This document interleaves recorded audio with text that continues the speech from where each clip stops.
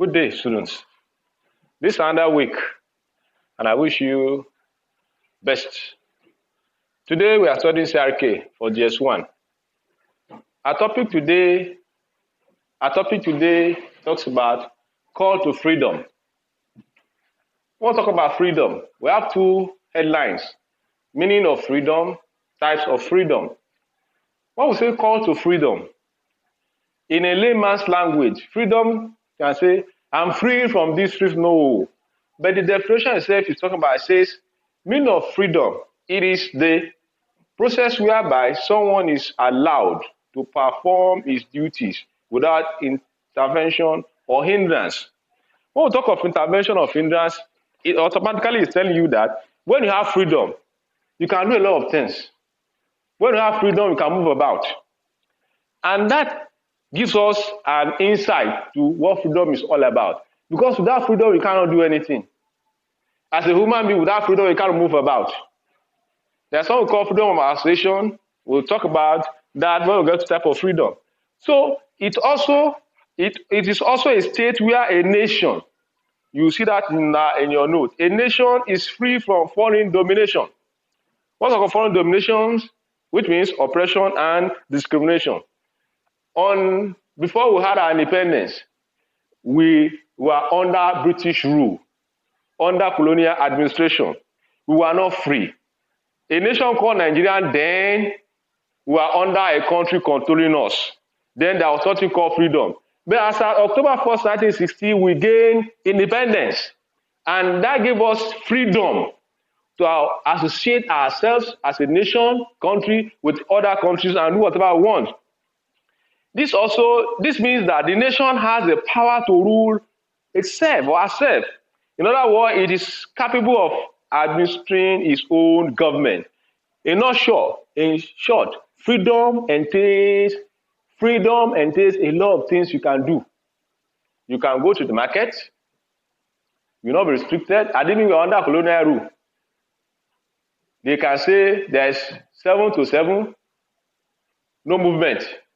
They can say a white man cannot go to where a black man stays, or a black man cannot go where white man stays. So those ones they call it restriction. But when there's freedom, you can move about, do everything at will. Then number 2, it says types of freedom. When we say types of freedom, we have 5 types of wisdom. Number 1, political wisdom.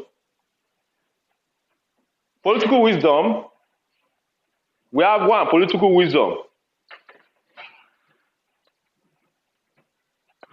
1, types of freedom. 1, political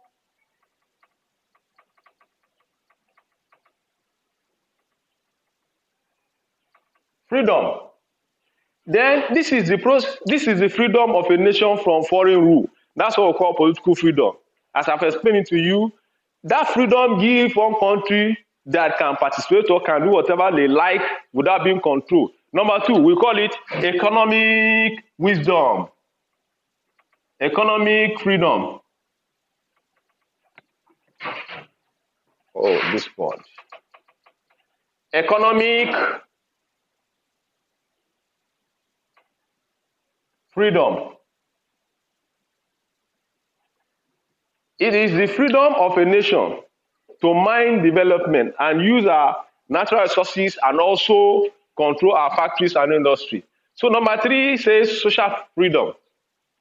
This is the freedom from fear, oppression, insecurity, attacks, insult, and so on. Then number 4, we have religious freedom. Religious freedom means you can worship, you can practice your faith without molestation or persecution. Then number 5, personal freedom. This is the freedom of speech and movement.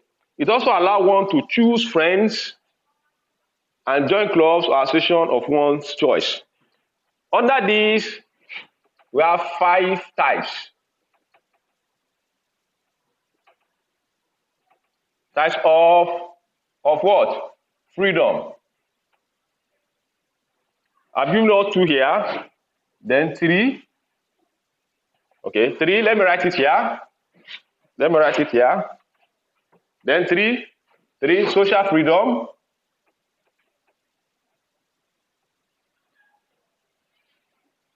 Then 4, we have religious freedom.